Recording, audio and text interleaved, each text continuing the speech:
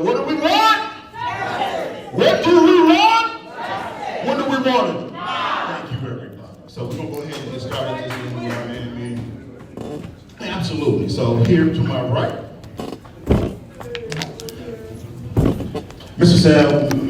Sam Riddle. Mr. Sam Riddle is a staple in the community. Gentleman has been kind enough to help me do some of the things that I've done here in this organization. He's been there for me whenever I needed. Know about the show. Gentleman is now currently running for the 12th district. 13th district. We're in the 12th now. They moved us around. No, we have a 13th district. This moment in here. Yeah, me too. They moved us around. So. Okay. He's gonna be here for us. Appreciate you, Will. Yes, sir. Appreciate you. And as Will said, you know, when I first met the Reverend Al Sharpton, it was in 1992. My client then was the former governor of California, Jerry Brown. We were in front of the Apollo Theater, and Reverend Sharpton marched around the corner. Then, he was kind of a short, pudgy guy, had a shaky sweatsuit on, and you look at him now, and he's thin and well-tailored now. So we all watch one another's growth pattern. But even then, National Action Network meeting, and you are at a National Action Network meeting. And the folks here from Detroit and the Michigan chapter of the National Action Network know how we open up our meetings, as does Brother Will. No justice! No peace! No justice! No peace! No justice! No peace! And when we say that, we mean it. When we witness these racist, white supremacist, killer cops executing us at will on the streets of America, we resist by any means necessary. And when you see the chief of police in Grand Rapids play a body cam video, that's you that pushed the play button. It wasn't the chief of police. It was the action of the streets, the organizing in the streets that pushed the play button. When you see the prosecutor over there in the Grand Rapids area charge the cop with second-degree murder, it's you and what we do in the streets that motivates the charge. But remember, that's the same area that just acquitted known Yahoo reactionaries that would have killed if they had their way our governor. So the jury pool over in that area is a little shaky and infested in their DNA with a level of racism that we still have to address.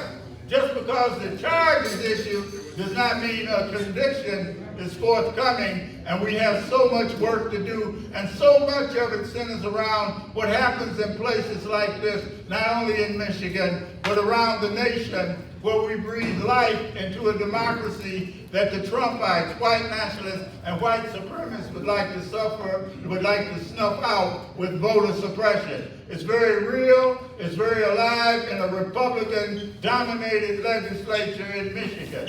That's why I'm so glad that we have the black woman that used to be Gretchen Whitmer's leader when she became the first black woman to serve as floor leader in the history of the Michigan legislature, and now represents more black voters than any other black elected person holding elective office, because she's city councilwoman at large, Mary Waters. Mary, just wave your hand back there.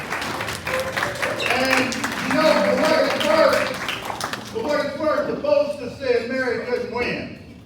But her title today is City Councilwoman at Large, Mary Waters. We have another person, a Detroit elected official in the room that catches her share of heck too, but she's standing up because she understands the nature of politics is all local. And she's positioned to shock the world too, and that would be the Detroit City Clerk, Janice Winfrey. See, when I look around the room, I see so many people. I see a minister here. She told me, well, Sam, you know, I listen to your radio show. My children, they like you, but you cuss a little too much for me. You just cuss a little too much for me. But you know, we're working on it. Some of us are in need of prayer every day. Every day. So I just appreciate that prayer that you'll send up. But today, we also have with us, I know I missed someone else running for office, as a guy with UAW credentials. That, Sam, how you doing? yeah, there he is over there. Yeah. UAW credentials running for state rep. Who else is running for office? Okay, yeah, we give him an opportunity to speak. I just wanted to say hi to him because I mentioned Janice. And of course, this is not a political meeting, right? Right. But everybody know how to spell Nessel, don't they?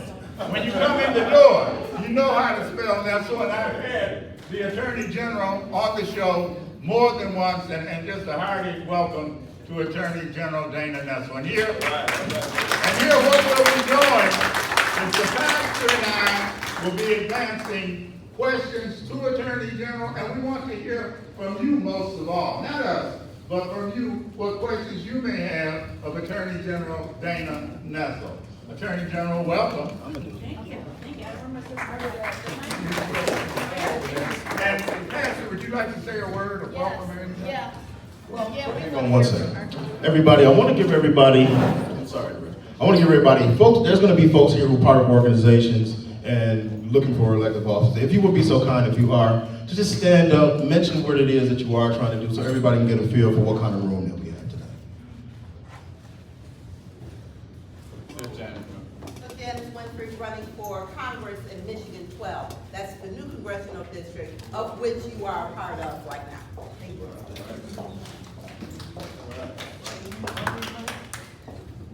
I don't need the mic. Okay. Trustee Edwards Wheeler, Wayne County Community College District, running for my second term.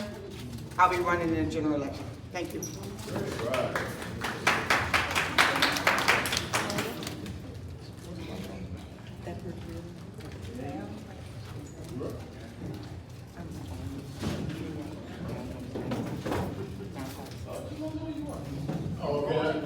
Hello?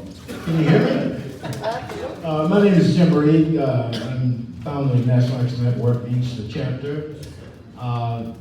Today, if this is the appropriate time to make a comment with regards to an issue, is this the right time? Oh, okay.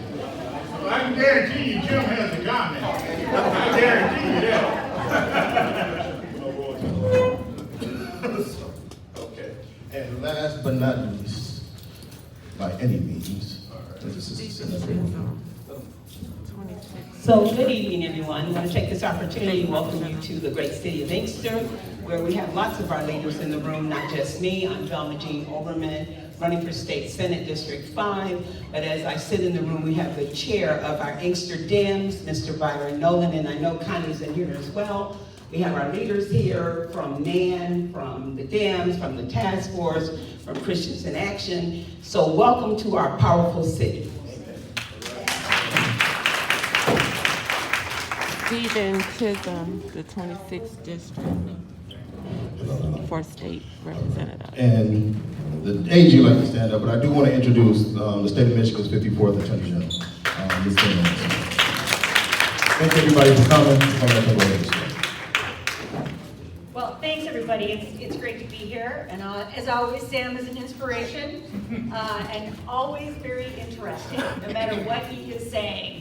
And you know, I appreciate him having me on his show as many times as he did in 2018. And I was very much an underdog and very much not expected to, you know, come out of the endorsement convention, let alone go on and win against the sitting Speaker of the House.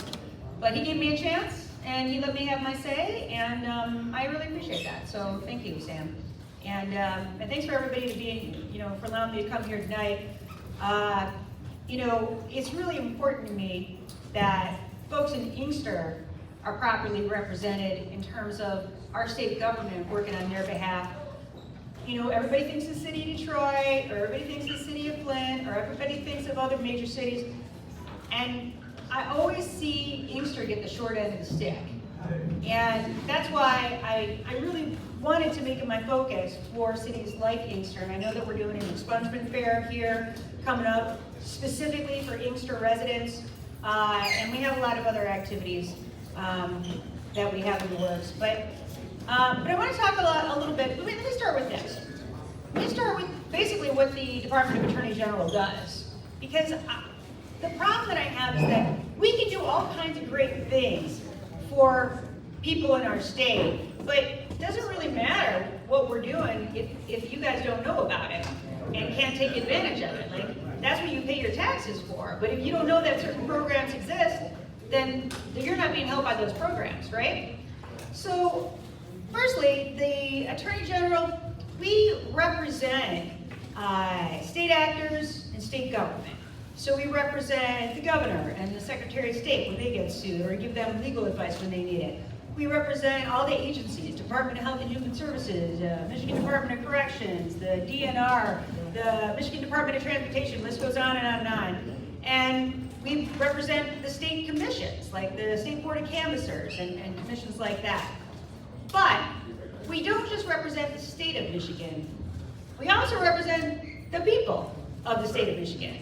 And so that's the proactive work we do. And that's sort of the legacy, if you remember the late great Frank Kelly for the 927 years that he was the Attorney General of the state. And what he did is he created a civil rights division. He created a consumer protection division.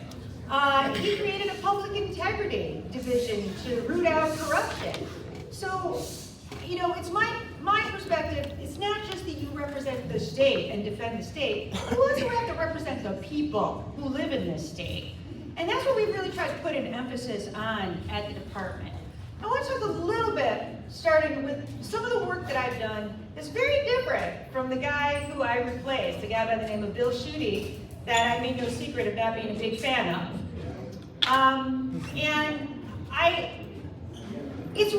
It's weird, right? I live in Wayne County. I worked for Wayne County. I've been here for many, many, many years.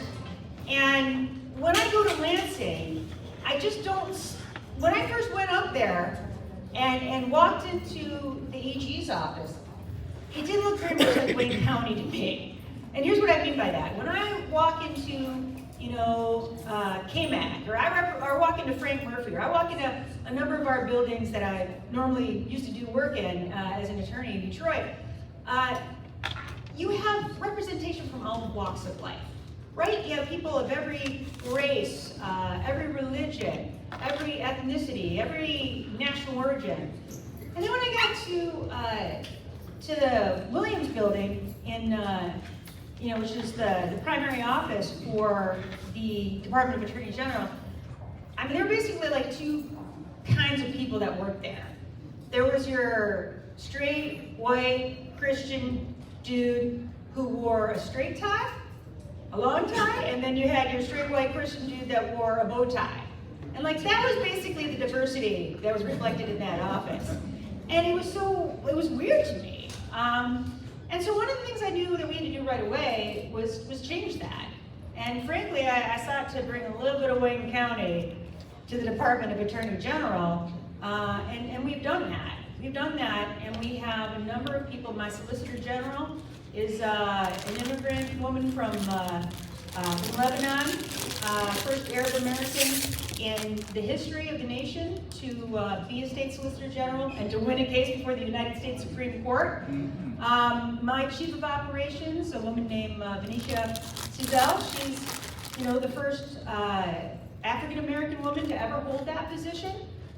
She's also an immigrant from Haiti. She just finally got her citizenship a couple years ago, which we unfortunately couldn't celebrate because of COVID at the courthouse. But I mean, we just have a variety. My Chief of Investigations is a former DPD cop by the name of Aubrey Sargent, who has I've worked in the city of Detroit his whole career before coming to work for me. We just have changed the office by making certain that we have representation of all people who live in our state. And it's not just a matter, I'm not talking about some kind of tokenism where it's like, oh great, now we can show off that we have people who look different. I mean, these are people who have experiences that they can bring to the office so that we can better understand the communities that they come from, so we can better represent those communities around the state, and it's important. I mean, it matters. So some of the things that we did just walking in, and these are things, Sam, that I promised when I talked to your listeners on your show. For instance, one of the very first cases we tackled was the right to literacy case, you might remember. And it was this case where, you know, the emergency manager of the state had taken over the Detroit public school system and basically, you know, had kids warehoused in these schools where, you know, might be that there was no heat, might be that there was, you know, rodents in the corner of their classroom, didn't have books or had outdated